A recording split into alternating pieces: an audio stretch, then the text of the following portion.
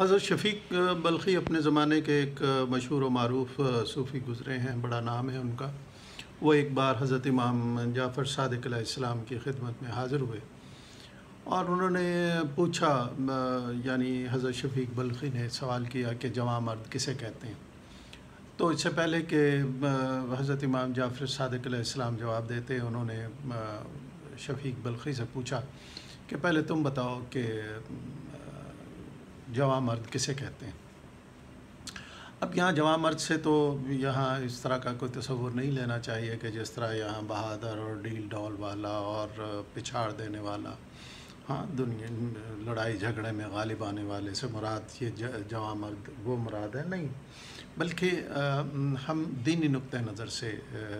جوان مردی کی بات کر رہے ہیں، جوان کی بات کر رہے ہیں۔ تو حضرت شفیق بلخی نے جواب دیا کہ ہم تو جوان مرد اسے سمجھتے ہیں کہ جب مل گیا تو اللہ کا شکر ادا کیا کہ اس نے ہمیں اپنی نعمتوں سے نوازا، اور اگر نہیں ملا تو اس پر ہم صبر کر لیتے ہیں۔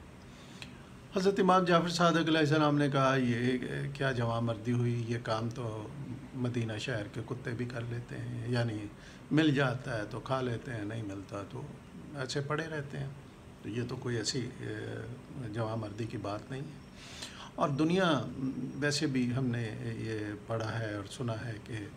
صوفیاء کی نظر میں، ائمہ اہل بیت کی نظر میں اس دنیا کی کوئی ایسی وقت نہیں ہے، اور مولا کائنات نے تو یہ فرمایا کہ اس دنیا میں اس طرح رہو جیسے ایک پانی پر کشتی چلتی ہے، اور جب تک جو کشتی ہے وہ پانی پہ چلتی رہتی ہے، سمندر کی سطح پہ وہ کامیاب ہے، لیکن اگر وہ پانی اس کے اندر آ جائے تو پھر وہ ڈوب جاتی ہے۔ تو دنیا میں آپ نے دنیا کو اپنے اندر جگہ نہیں دینی ہے، بلکہ اس سے صرف اتنا ہی لینا ہے کہ جو اتنا زندگی کے لیے ضروری ہو، گزارا ہو سکے، یہ روح اور جسم کا رشتہ قائم رہ سکے، اتنا ہی مل جائے۔ خیر، حضرت امام جعفر صادق علیہ السلام نے بتایا کہ ہم جوان مردوں سے کہتے ہیں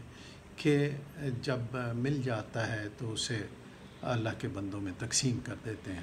اور جب نہیں ہوتا تو اللہ کا شکر ادا کرتے ہیں۔ تو امام کی نظر میں جوان مرد ایک ایسا شخص ہے کہ جسے مل جائے تو وہ اپنے پاس ذخیرہ کرنے کے بجائے، اپنے کل کے لیے ذخیرہ اندوزی کے بجائے وہ اسے دوسروں میں تقسیم کر دیتا ہے،